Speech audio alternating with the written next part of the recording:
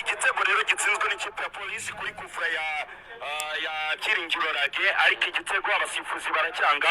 Mbere na mbere abantu bose bari APR itsinzwe igitego baracyanze, umusifuzi arenganyije ikipe ya polisi arayibye. Bya bindi biba muri kandanda y'umupira w'amaguru hano mu Rwanda. Ese wowe ubibonye ute? Ubundi ibisobanutse nibi kuko igitego cyari itegeko riroroshe cyane nuko nuko abantu badakurikira wenda bakabigenderamo mu kigare ngo kwiba. Iriya bayita kufura indirecte, ntabwo ari kufura directe. Kuki ari kufura indirecte? Umukinnyi wa APR Claude yaryamye hasi afata umupira n'amaboko. Yisifuye ko bamukoreye ikosa ntawe urimukoreye. Itegeko ry'umupira rivuga ko iyo umukinnyi akoze ikosa ariko iryo kosa akaba atarikoreye opponent, ikosa mu mategeko y'umupira, ariko atarikoreye opponent ni ukuvuga ngo atarikoreye uwo bahanganye, ntabwo yateze umukinnyi wa polisi, ntabwo yamukuruye, ntabwo yamubujije kujya gutsinda, yisifuye afata umupira n'amaboko. Kandi tuzi ko mu mupira w'amaguru utemerewe gufata umupira n'amaboko keretse arbitre abiguhereye uburenganzira. Nawe iyo bibaye gutyo arbitre atanga icyo bita indirect free kick, ni kufutera ariko ntuyitere mu izamu direct, ntuyitutera mu izamu nta wundi muntu ukozeho. Igitego gitsindwa kuri iyo kufura gisaba ko wowe uteye hari mugenzi wawe ugomba kuwukoraho, cyangwa se niyo yaba atari mugenzi wawe wo mu mukinana mu ikipe akaba ari muri ekipe ya adversary uwukozeho, yaba umukinnyi w'imbere cyangwa gardien niyo yawukoraho, gardien w'iyo kipe ugiye guteramo iyo kufura anayikurikira agakozaho imitwe y'intoki, igitego kiremerwa. Ariko ni ukuvuga ngo ni abantu babiri, hari ugiye gutera umupira, hari n'utsinda wo mu ikipe yateye iyo kufura cyangwa se wawukozeho mu ikipe bateraga iyo kufura, cyangwa gardien muri iyo kipe bateyemo kufura niyo yakurikira umupira akawukoraho. Ikikwereka ko ari kufura indirect, arbitre wo hagati mu kibuga iyo bagiye kwitera azamura ikiganza, arakizamura hejuru.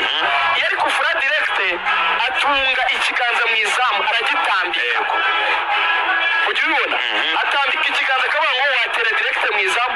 Iyo ari indirect azamura ikiganza agasifura, ni ukuvuga ngo ayibwiriza ry'uko iri kosa ribaye ntabwo uhita utera umupira mu izamu, wawupasa mugenzi wawe, cyangwa se niba ufite amayeri ku buryo wawukozaho umukinnyi w'ikipe muhanganye upfa kuba wabanje kuva ku kirenge ugakora ku wundi muntu ukabona kujya mu izamu.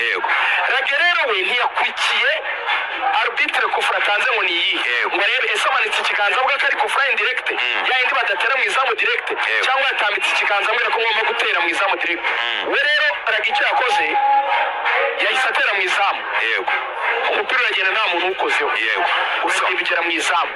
Hanyuma yarakoze icyo bita gutera kufura direct, direct nyine ni ugutera, yahise atera mu izamu direct. Bivuga ngo yanyuranyije n'icyo itegeko ry'umupira rivuga, ryamubwiraga ko umukinnyi wa APR afashe umupira n'amaboko atakoreye kosa umukinnyi wa polisi, si kufura direct ni indirect.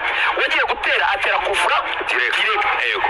Itegeko rivuga ko iyo bibaye the game restarts with the goal kick, bongera gutangira action yo gukina umupira uteretswe imbere y'izamu ryaterwa kufura. Nibyo rero umusifuzi yakoze, yaba ku ruhande n'uwo hagati. So ni ukuvuga ngo muri make Ishimwe Didier wari uri ku ruhande wamanitse ku gatari igitego 100%, ahubwo abantu batazi wenda iryo tegeko niyo bageze confusion. Abasanzwe babizi bazi icyo bita rules of the game, nta hantu watanga kufura direct mu gihe umukinnyi wa adversary wakoze ikosa cyangwa umukinnyi wa APR Claude atakiniye nabo umukinnyi wa polisi, kwisifura it's a foul, kwisifura ugafata umupira n'amaboko it's a foul. Ariko nibitanga icyo bita direct free kick, bitanga icyo bita indirect free kick. Ikimenyetso umusifuzi amanika ikiganza hejuru, hanyuma ugiye kwitera ugasabwa ko umupira ukora ku wundi muntu cyangwa unyura ku wundi muntu mbere yuko cyitwa igitego. Rero yahise awutera muri gutera mu izamu direct. So ubwo muri make bivuze ko kuyiteramo niyo umunyezamu yari kubona umupira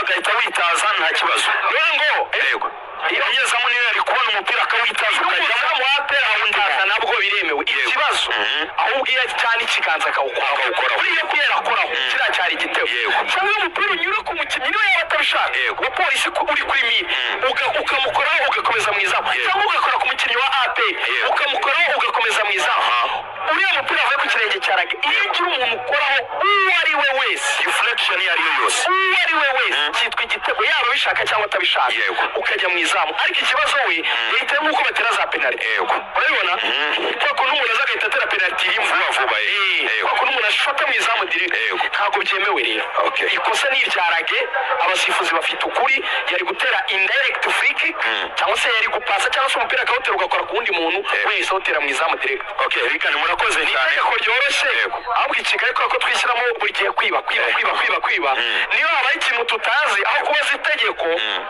tujya mu ma emotion tugahita dukora judgment ariko rwose hano abasifuzi bafite amanota yabo 100%. Murakoze cyane abanyarwanda ariko bazagenda bisobanukirwa. Murakoze cyane nta kigoye. Asante.